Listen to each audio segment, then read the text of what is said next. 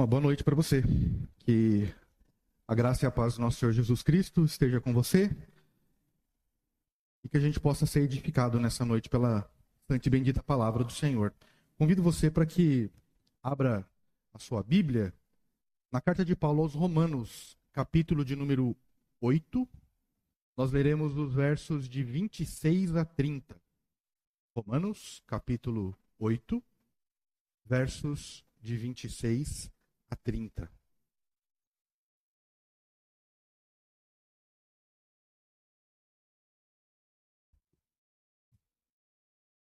Romanos capítulo 8, versos de 26 a 30, nos diz assim a santa palavra do Senhor. Também o Espírito, semelhantemente, nos assiste em nossa fraqueza, porque não sabemos orar como convém. Mas o mesmo Espírito intercede por nós sobremaneira com gemidos inexprimíveis. E aquele que sonda os corações sabe qual é a mente do Espírito, porque segundo a vontade de Deus é que ele intercede pelos santos. Sabemos que todas as coisas cooperam para o bem daqueles que amam a Deus, daqueles que são chamados segundo o seu propósito. Porquanto, aos que de antemão conheceu, também os predestinou para serem conformes à imagem de seu Filho, a fim de que ele seja o primogênito entre muitos irmãos.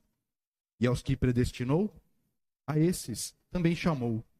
E aos que chamou, a esses também justificou.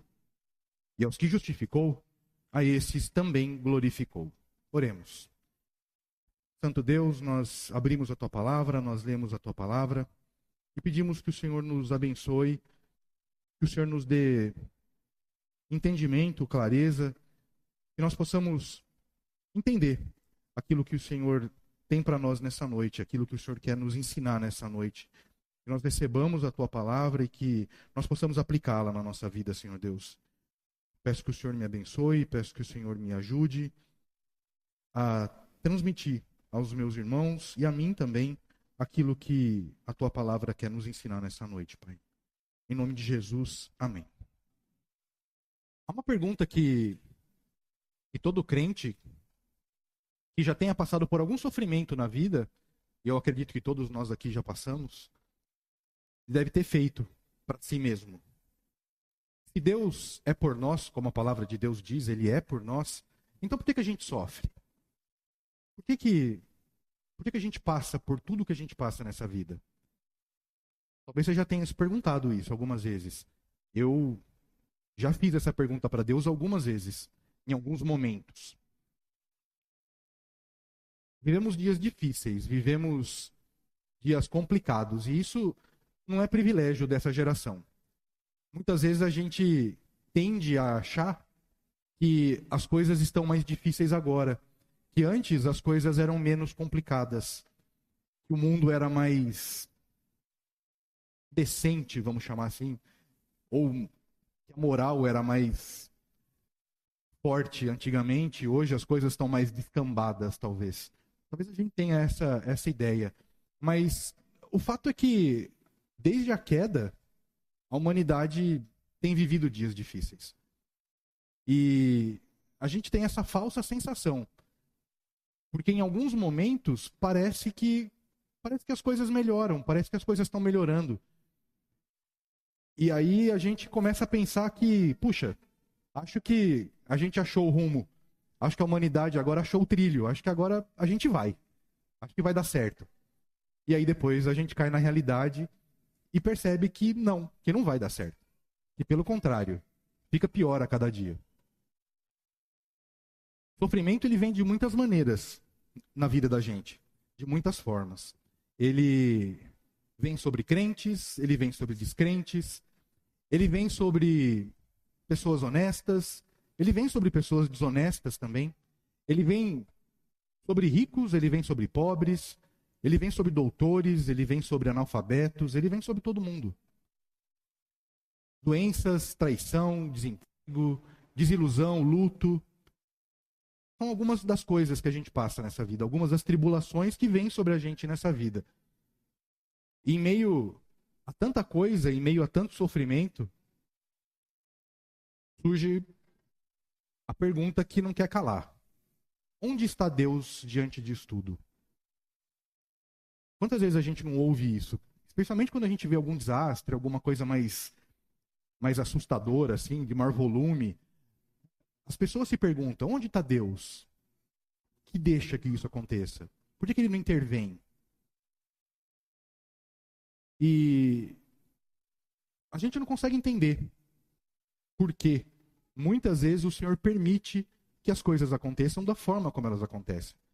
Mas, no fundo, esse nosso questionamento para Deus, essas perguntas que a gente faz, de onde está Deus, por que ele deixa essas coisas acontecerem, a raiz disso é porque lá no fundo a gente se acha bom. Porque lá no fundo, eu e você, a gente se acha merecedor de alguma coisa. A gente acha que Deus está sendo injusto quando ele deixa que a gente sofra, quando ele deixa que algum sofrimento venha. Quando, na verdade, a gente não merece nada do Senhor. A gente não merece nada além do inferno em função do nosso pecado. É a única coisa que a gente merece. Mas, graças ao Senhor, ele é misericordioso o suficiente para não dar aquilo que a gente merece. E é gracioso para dar aquilo que a gente não merece. Mas nesse texto que a gente acabou de ler, Paulo, ele mostra que Deus está agindo. Ele mostra que Deus está trabalhando. Apesar das circunstâncias, apesar das dificuldades, apesar de eventos bons, apesar de eventos ruins, apesar da falta da capacidade nossa de orar da maneira correta.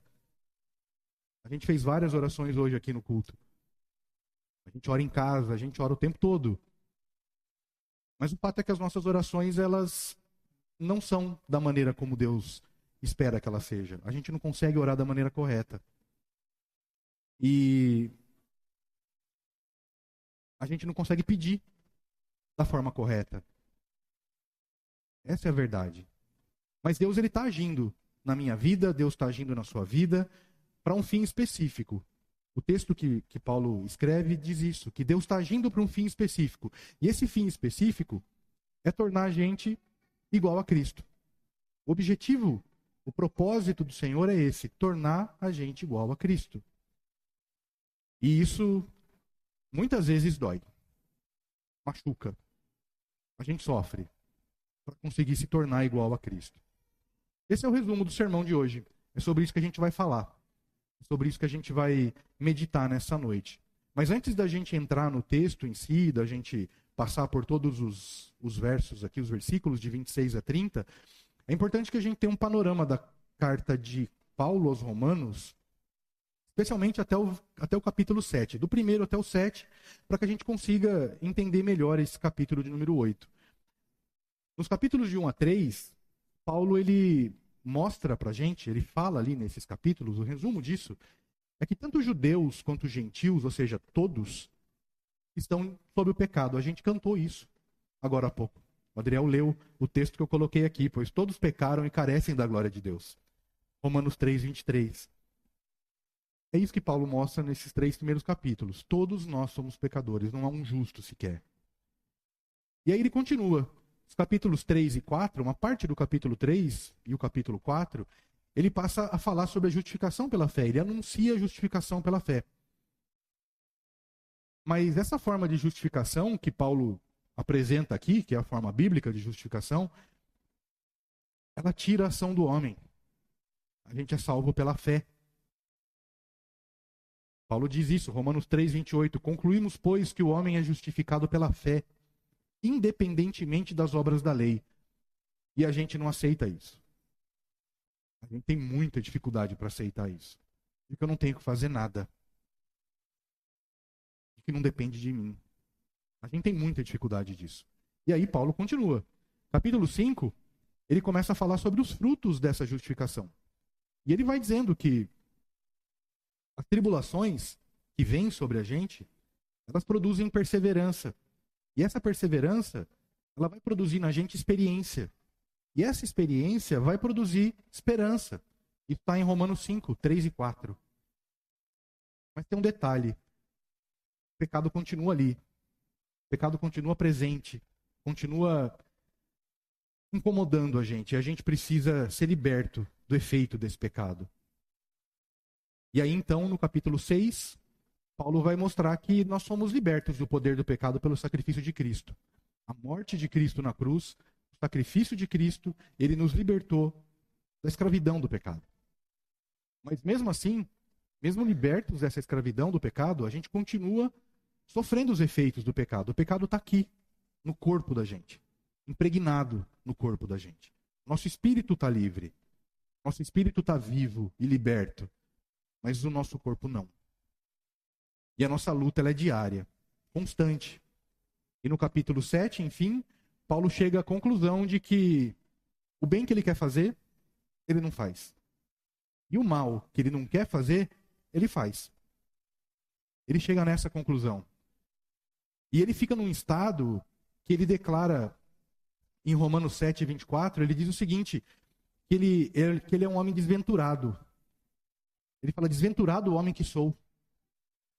E aí ele faz uma pergunta, quem me livrará do corpo desta morte? Quem vai me livrar disso, dessa situação que eu não consigo sair? A resposta você já sabe. A resposta é Jesus Cristo.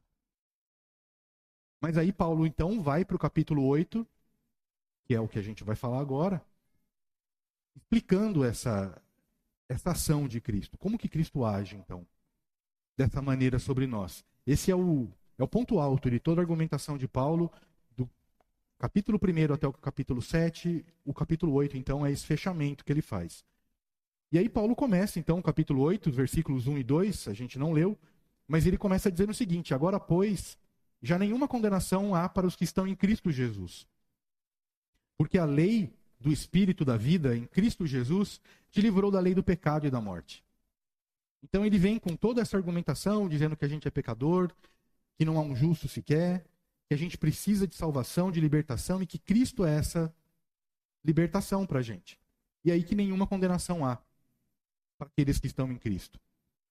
Ele mostra que nós somos, então, filhos de Deus, e que a gente vive pelo Espírito Santo, como herdeiros em Cristo.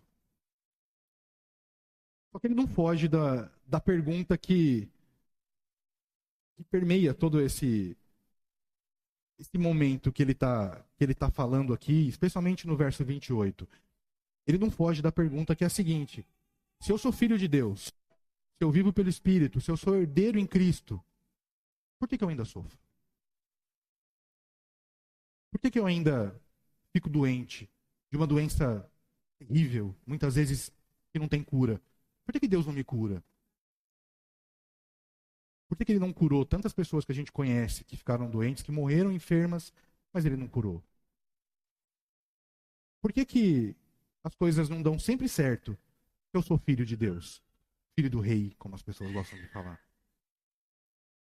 A resposta para essas perguntas todas, elas estão entre os versículos 18 a 30. A gente não vai ler o 18 até o 25, vocês podem ler isso depois, mas o fato é que a resposta que Paulo dá para isso, e que a gente vai ver agora em detalhes, é que o sofrimento não é uma coisa que não existe. O sofrimento, ele é, de fato, real.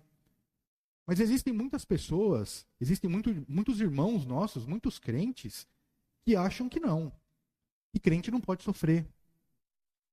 E crente que sofre é crente que não tem fé. Se você é filho do rei, você não pode passar necessidade nessa vida, você não pode ter sofrimento. Você tem que ter uma vida perfeita. Mas não. O sofrimento é real, ele existe.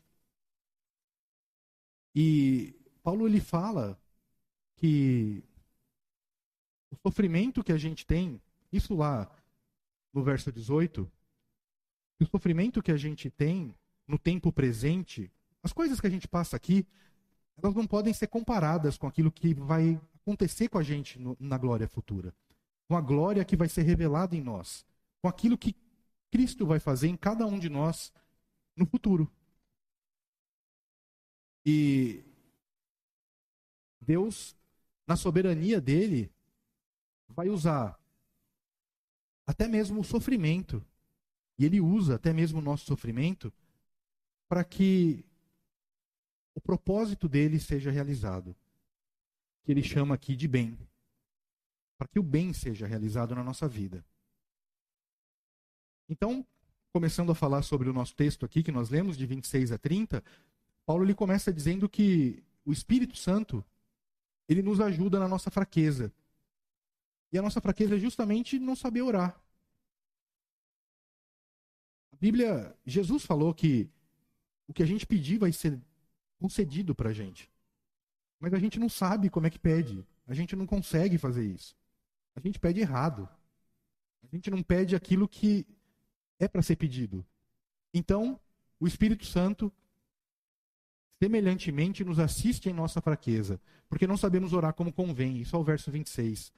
Mas o mesmo Espírito intercede por nós sobremaneira com gemidos inexprimíveis. Paulo, ele está mostrando que o Espírito Santo, ele está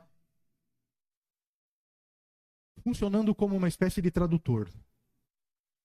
Pegando as nossas orações imperfeitas e transformando em orações perfeitas para o Senhor. Para que o Senhor possa receber as nossas orações e possa entender as nossas orações. E eu acho que talvez algumas pessoas pensem que esses gemidos inexprimíveis que são ditos aqui, eu já ouvi gente dizer isso, são línguas estranhas, é uma espécie de transe, é uma espécie de, sei lá, de êxtase, alguma coisa assim, mas não é nada disso. Esses gemidos inexprimíveis aqui, nada mais é do que uma forma de comunicação que vai muito além das palavras. Uma forma de comunicação que nós não conseguimos ter, mas que o Espírito Santo consegue. Então não é nada de fantástico. E você já deve ter passado por momentos em que as palavras não vinham. Momentos em que a dor é tão grande, em que a angústia é tão grande, que você não consegue nem formular uma oração. Você não consegue. A única coisa que você consegue é chorar.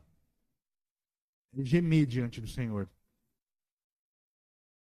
E são nesses momentos em que o Espírito Santo está orando pela gente. Por você, por mim.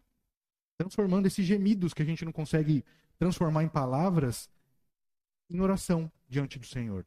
É isso que Paulo está dizendo.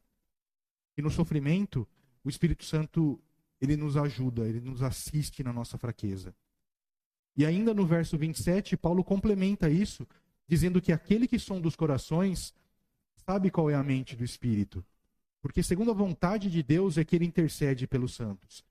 E é maravilhoso saber isso, porque Paulo acabou de dizer que nem eu e nem você sabemos orar. E de fato a gente não sabe. Mas a gente pode ter a certeza de que o Espírito Santo vai nos ajudar nisso. E ele sabe qual é a vontade de Deus. E ele vai interceder por nós, transformando aquela oração torta naquilo que Deus tem como vontade para mim e para você. É por isso que muitas vezes a gente pede uma coisa e não recebe aquilo, recebe outra coisa. Porque é a vontade de Deus que está sendo feita. É aquilo que a gente não sabe pedir. Agora imagine se o Senhor nos concedesse tudo aquilo que a gente pede para Ele em oração. Quantas vezes, já aconteceu isso comigo, quantas vezes você pediu alguma coisa para Deus, você queria muito, e depois você viu que ia ser uma besteira terrível se Deus concedesse aquilo para você. Ia ser um desastre. E ainda bem que Ele não te atendeu. É disso que Paulo está falando. E é essa ação do Espírito Santo aqui, intercedendo por nós, nos ajudando na nossa fraqueza de não saber orar.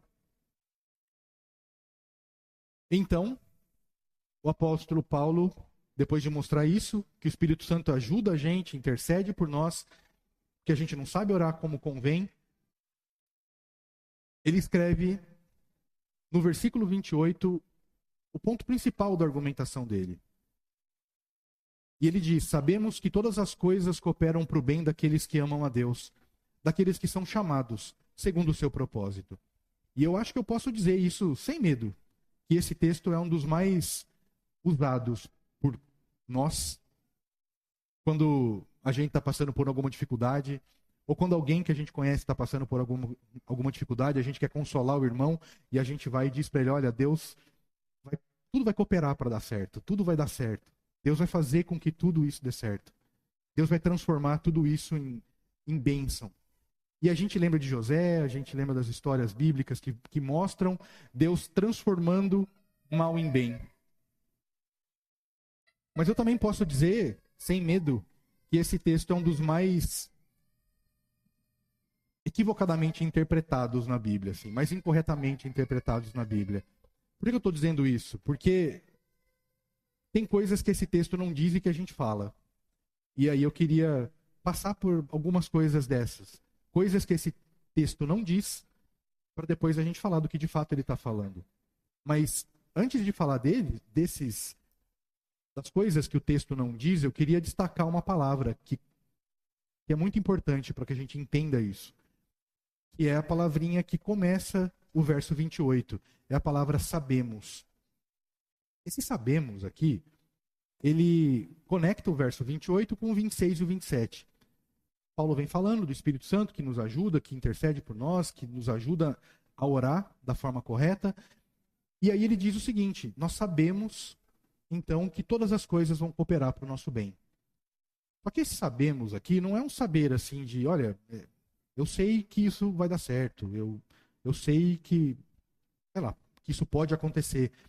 A palavra aqui, no original, no grego, ela tem um significado de conhecimento certo, conhecimento baseado numa revelação, numa experiência direta. É algo que de fato vai acontecer, que ele sabe que vai acontecer. Esse termo aqui, ele está ligado à matemática, ele é uma expressão matemática no grego. E ele diz que é o resultado de um cálculo, é como se fosse o resultado de uma conta, 1 mais 1 igual a 2. Algo que não dá para não ser, que é aquilo, que eu tenho certeza que é. Que eu fiz a conta, que eu fiz o cálculo, que eu calculei tudo, e que o resultado é esse aqui, e vai dar. Vai dar aquele resultado. É isso que Paulo está dizendo. Todas as coisas cooperam para o bem daqueles que amam a Deus. É uma certeza absoluta. Não é uma possibilidade. É uma certeza. E o texto, então, ele não diz que todas as coisas são boas em si mesmo. O texto não está dizendo que todas as coisas que cooperam para a gente, elas vão ser coisas boas. O sofrimento, como eu disse, ele é real, ele existe. A dor dói, de fato, sim. Deus não vai pegar o sofrimento que você tem e vai tirar ele, vai converter ele numa coisa boa. Não, ele não vai fazer isso. Ele não fez isso com José e não vai fazer isso com a gente. Ninguém fica feliz porque está doente e dá glória a Deus porque está doente, porque está de cama, porque está internado. Ninguém faz isso. Ninguém fica feliz porque perdeu um ente querido, porque alguém morreu. E fica feliz. Mesmo sabendo que aquela pessoa, se for salva, vai se encontrar com Cristo e você está feliz porque ela vai se encontrar com Cristo, mas a dor está ali. Não tem como não estar. Não dá para não estar. O que é ruim mesmo. E a gente não tem que se alegrar com isso e nem tentar maquiar uma situação e tentar, sabe, fazer de conta que não está doendo. Quando está doendo mesmo. É para doer. O ponto é que Deus é soberano para poder fazer com que até mesmo essas coisas ruins que acontecem, até mesmo a dor, até mesmo o sofrimento, elas colaborem, elas concorram, elas cooperem de alguma forma para que o bem que Ele quer, que Ele tem planejado para a gente, que ele seja alcançado. Como Ele faz isso, eu não sei dizer. A gente não sabe dizer. O texto também não diz que o mal se torna em bem, que ele converte mal em bem, como eu disse. Sofrimento não é bom e nunca vai ser bom. O pecado também não é bom e nunca vai ser bom. Mas é importante que a gente entenda uma diferença fundamental entre pecado e sofrimento. O pecado, ele não tem, por natureza, o poder de fazer a gente parecido com Cristo. O pecado jamais vai fazer algo para me tornar parecido com Cristo. Pelo contrário. O pecado, como a gente sabe, ele nos separa de Cristo, ele nos separa de Deus. Pelo contrário, o sofrimento não. O sofrimento, ele consegue nos aproximar do Senhor. Ele tem esse poder de nos aproximar do Senhor. Ele tem o poder de nos conformar, de nos transformar, de nos deixar parecidos com Cristo. Você nunca vai poder dizer, depois de cair num grave pecado, olha, foi muito bom eu ter passado por esse pecado. Glória a Deus que eu pequei. Eu nunca vou poder fazer isso. Mas você vai poder dizer, como o salmista, no Salmo 119, verso 71, o salmista disse: Foi-me bom ter eu passado pela aflição, para que eu aprendesse os teus decretos. Isso a gente pode dizer. A gente pode glorificar a Deus pelo sofrimento que a gente passou, pela tribulação que veio, porque ela trouxe crescimento, porque ela trouxe perseverança, porque ela trouxe experiência, porque ela trouxe esperança. O sofrimento, sim, ele é usado por Deus para nos conformar com Cristo. O pecado, não. Lembre-se que Cristo sofreu muito, mas ele nunca pecou. E a gente peca, infelizmente. O texto também não está dizendo que a gente vai entender tudo o que vai acontecer com a gente agora. Tudo que acontece com a gente tem que entender. Estou passando por uma dificuldade, estou passando por uma doença, e eu vou tentar entender aquilo. Por quê? Qual o motivo? De onde veio? Por que Deus está permitindo que aquilo aconteça comigo? Não. A gente muitas vezes não vai conseguir entender. Pode ser que depois você acabe entendendo, mas pode ser que não. Pode ser que você morra sem entender por que aquilo aconteceu. E só na glória você vai conseguir entender aquilo. Mas a gente tem que entender que, de novo, o Senhor é soberano. Deus é soberano. E todas as coisas estão no controle dele. E convergem, tudo converge para o propósito dele. Não para o meu, não para o seu, mas dele. E agora que a gente já entendeu o que o texto não fala, vamos ao que de fato ele está dizendo. Paulo está dizendo que todas as coisas cooperam para o nosso bem. Mas o que seriam todas essas coisas? Obviamente, as coisas boas, acho que ninguém discute isso, né? Quando acontece uma coisa boa, ela está cooperando para o meu bem. Ninguém discute isso. Mas não é só isso. Coisas ruins também, eventos dolorosos, aflições, perdas, dificuldades. Como todas as coisas, dentro desse pacote de todas as coisas, a gente pode colocar uma coisa que pode ser um pouco assustadora. Mas a gente pode colocar as obras do maligno, sabendo que até mesmo o próprio Satanás pode ser usado por Deus para um bem maior. E aí você já deve estar se lembrando de Jó, do que aconteceu com Jó. Deus permite a ação de Satanás sobre a vida de Jó. E Deus age na vida de Jó. Deus consola Jó, Deus sustenta Jó e Deus abençoa Jó no fim.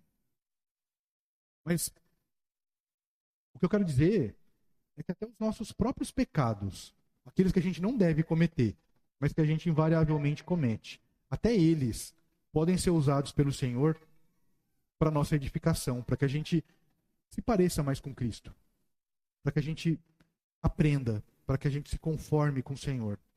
E aqui eu não estou dizendo que Deus é o autor do pecado, que Deus vai determinar que você peque, para que se você pecar você vai ser abençoado. Não é nada disso que eu estou falando. E o pecado nunca é bom, a gente tem que evitar ele a todo custo, sim. Mas mesmo o nosso pecado, ele pode ser usado pelo Senhor. Só que tem um detalhe aqui também, que Deus não faz com que todas as coisas cooperem para o bem de todas as pessoas. Paulo, ele especifica, ele define um grupo, que é o alvo dessa ação do Senhor. Paulo diz aqui, para o bem daqueles que amam a Deus. E aí você pode dizer o seguinte, legal. Todo mundo, então, que ama a Deus vai ser alvo desse bem, dessa ação do Senhor. Se você considerar que todas as pessoas amam a Deus, então sim, todas as pessoas vão ser alvos dessa ação do Senhor. Mas eu não acho que todas as pessoas amam a Deus. Eu conheço algumas que não amam o Senhor. E acho que você também conhece algumas que não amam o Senhor. Assim, quem seriam essas pessoas que amam a Deus, então? Quem é que ama o Senhor? Como é que eu sei que eu amo ao Senhor? Paulo continua. Ele especifica mais um pouco. Daqueles que são chamados segundo o seu propósito. Tá. Qual é o propósito do Senhor, então? Eu sou chamado para o propósito, mas qual é esse propósito? Ele vai explicar qual é o propósito no verso 29. Porquanto aos que de antemão conheceu, também os predestinou para serem conformes à imagem de seu filho, a fim de que ele seja o primogênito entre muitos irmãos. Esses são os que amam a Deus. São os que foram chamados, são os que foram predestinados para serem feitos conforme a imagem de Cristo. É sobre essas pessoas que Paulo está falando. É sobre essas pessoas que a ação de Deus age. É sobre elas que todas as coisas cooperam para o bem. Para o bem. E isso leva a gente a uma outra coisa, que eu não vou entrar muito no detalhe, mas fica só para você pensar. Se todas as coisas cooperam para o bem daqueles que amam a Cristo, que amam a Deus, daqueles que são chamados segundo o propósito dele, o que acontece com aqueles que não amam a Deus? Com aqueles que não são chamados segundo o seu propósito? Todas as coisas cooperam para quê, então? Se não cooperam para o bem delas? Todas as coisas cooperam para a desgraça dessas pessoas. Todas as coisas cooperam para que elas se afundem cada vez mais no destino que elas têm, que é o inferno. Quem não está dentro do que o verso 28 está dizendo, que não é alvo dessa ação do Senhor, do bem do Senhor, é alvo, então, da maldição do Senhor. Mas cada evento da sua vida, cada coisa que acontece com você, cada coisa, por menor que ela seja, cada conquista, cada decepção, cada alegria, cada tristeza, cada sorriso, cada lágrima que cai do seu rosto, tudo, absolutamente tudo, coopera para o teu bem. Coopera para o teu bem. Coopera para que você seja mais parecido com Cristo.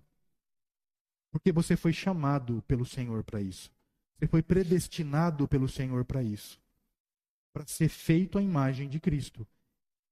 Esse é o nosso destino, esse é o nosso alvo, esse é o nosso objetivo. Ser feito à imagem de Cristo.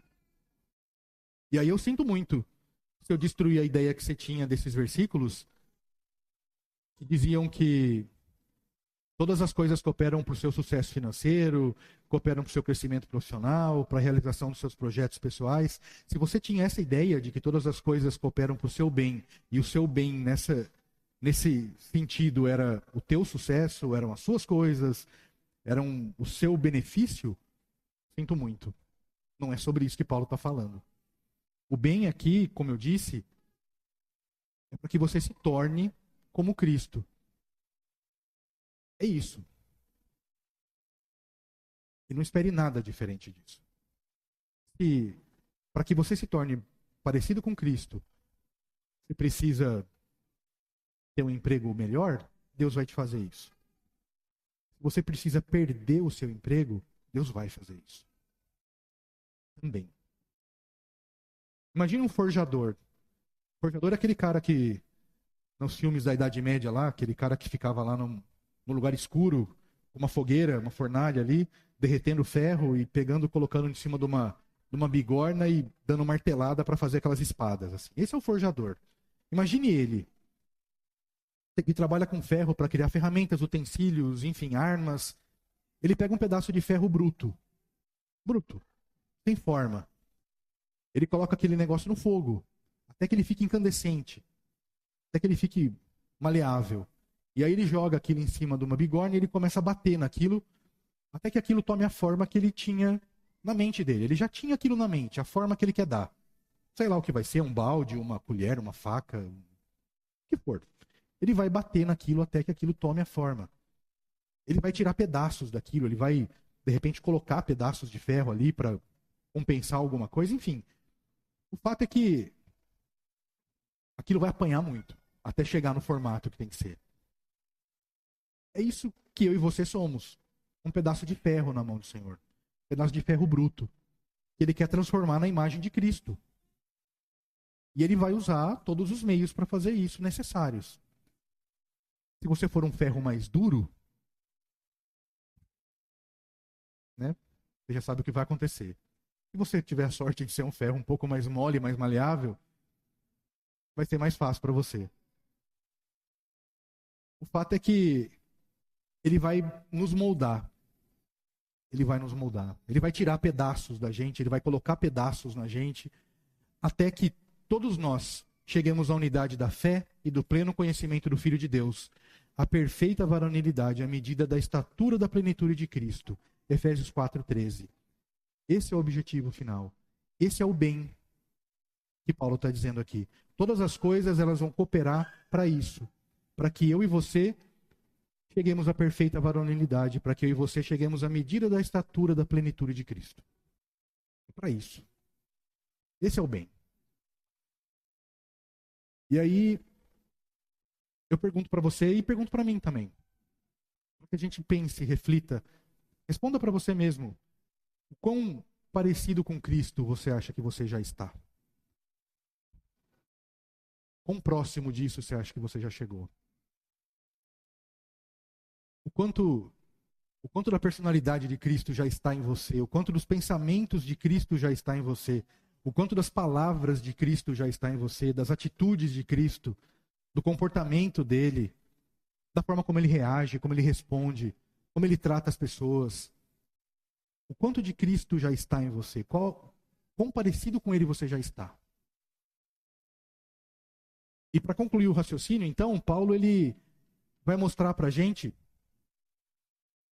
que todas as coisas, sim, cooperam para o bem daqueles que amam a Deus, e que a gente vai ser moldado, forjado à imagem de Cristo.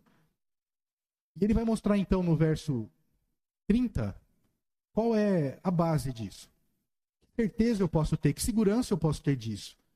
De que eu vou ser, que eu vou chegar a ser como Cristo. Paulo escreve o seguinte no verso 30, e aos que predestinou, a estes também chamou. E aos que chamou, a estes também justificou, e aos que justificou, a estes também glorificou. Esse verso 30 de Romanos 8, ele foi chamado pelos reformadores de cadeia de ouro da salvação. Porque é uma corrente que conecta algo que já foi feito no passado, que é a nossa predestinação, que é a nossa eleição, o nosso chamado, para algo que vai acontecer no futuro, que é a nossa glorificação. E Paulo mostra isso aqui, esse caminho que a gente vai percorrer. Esses versículos, então, eles mostram que a nossa salvação ela não depende da nossa perseverança. A gente vai chegar à forma de Cristo, a gente vai chegar a ser como Cristo, não porque eu me esforço, não porque eu sou melhor, mas porque Deus está fazendo isso. É uma ação de Deus. E não depende dos nossos méritos, da nossa ação, mas da nossa fidelidade a Deus, da gente estar com Ele. É o que Paulo está dizendo. E aquele que o Senhor chama, Ele também vai moldar para ser como Cristo. E é Ele que garante que no final a gente vai chegar a ser dessa maneira. O Senhor, então, antes da fundação do mundo, Ele nos amou, nos escolheu, Ele nos predestinou para que a gente fosse como Cristo. E Ele fez isso pela vontade dEle. Não fez isso porque eu ia escolher Ele, porque eu não ia escolher. Ele fez isso porque Ele decidiu fazer. E aqueles que Ele chamou e predestinou, aqueles que Ele predestinou, na verdade, Ele também chamou. E aqueles que Ele chamou, Ele também justificou. E a justificação, ela veio por Cristo. O sofrimento de Cristo, a morte de Cristo é a nossa justificação. Cristo é o nosso documento de quitação de dívida. A morte de Cristo, o sangue de Cristo, ele vai permitir que, diante do Senhor, a gente não tenha dívida nenhuma, a gente não tenha pecado nenhum. E é por isso que Paulo fala com tanta certeza sobre a glorificação. Ele não fala que Deus vai nos glorificar. Ele diz que aqueles que foram justificados pelo Senhor, ele também glorificou. Paulo já usa o tempo verbal no passado. E isso é assim no original também, não é erro de tradução, não. Paulo tem tanta certeza de que nós já estamos glorificados, de que nós já somos como Cristo, que ele usa o tempo como algo que já aconteceu. Obviamente que a gente só vai ser glorificado quando Cristo voltar. Quando ele retornar, que nós vamos ser transformados, nosso corpo vai ser ressuscitado, vai ser diferente, enfim. Mas para Paulo não. Para Paulo isso já aconteceu. Nós já estamos glorificados, nós já somos glorificados. Porque para Deus não tem passado, para Deus não tem futuro. Para Deus é um eterno agora, para Deus é um eterno hoje. Deus vê o início e o fim ao mesmo tempo. Para ele já está tudo feito. Cristo já morreu, Cristo já disse, está consumado. Satanás já foi derrotado. A gente já está glorificado. A gente só não chegou lá ainda. Mas a gente já está glorificado. E aí, essa é a nossa certeza. É a nossa certeza da salvação. É a nossa certeza de que nada vai tirar a gente desse caminho. De que nada vai separar a gente disso. De que a gente vai chegar aonde a gente tem que chegar. A promessa da Escritura não é para que você não sofra. A promessa da Escritura é que o seu sofrimento não vai ser em vão. A gente vai sofrer sim, mas o sofrimento ele tem uma causa, ele tem um motivo. Esse motivo é nos transformar em Cristo. É nos fazer parecidos com Ele. Deus vai pegar todas as situações da sua vida, todos os cacos da sua vida, e vai transformar isso em algo que a gente não consegue imaginar, mas que é ser igual a Cristo. Não porque o sofrimento é bom em si, não é, eu já falei isso. O sofrimento é ruim, ninguém gosta de sofrer, mas Deus é bom. E Deus consegue, de uma maneira maravilhosa, usar até isso, uma coisa que não é boa, para um fim bom. O que ele começou, ele vai completar. Porque se fosse eu ou você, a gente já tinha falhado. A gente já tinha desistido, a gente já tinha abandonado. Mas ele não. Aquele que te escolheu, lá antes da fundação do mundo, também te predestinou para isso. E aquele que te predestinou também te chamou. E aquele que te chamou também te justificou. E aquele que te justificou também te glorificou. E você não tem participação nenhuma nisso, não é mérito seu. É obra dele. Somente a Deus toda a glória por isso. E se você que está ouvindo esse sermão não tem Cristo ainda como seu único e suficiente Salvador, se você ainda tem enfrentado sozinho os sofrimentos dessa vida, não tape seus ouvidos para o Senhor. Não endureça seu coração. E entregue-se a Jesus. Entregue-se a Jesus. E deixe que Ele transforme você. Deixe que Ele trabalhe em você para que você seja como Ele, como Cristo.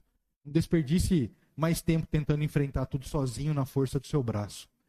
Tentando resolver todas as coisas. Entregue-se para Jesus. Entregue-se para Jesus. Que a gente possa descansar nessas verdades da palavra do Senhor, sabendo que todas as coisas, sejam elas boas, sejam elas más, cooperam para o seu bem, cooperam para o meu bem, desde que eu e você, desde que nós amemos a Deus e que a gente tenha sido chamado segundo o propósito dele, que é nos transformar em um ser parecido com Cristo. O Espírito Santo console os nossos corações e que ele nos fortaleça, para que a gente possa dizer como o apóstolo Paulo disse em Romanos 5, 3, 4. Paulo escreveu, e não somente isto, mas também nos gloriamos nas próprias tribulações, sabendo que a tribulação produz perseverança, e a perseverança, experiência, e a experiência, esperança. Que Deus nos abençoe, que Ele nos ajude, que Ele tenha misericórdia de nós, que Ele derrame sobre nós a graça dEle.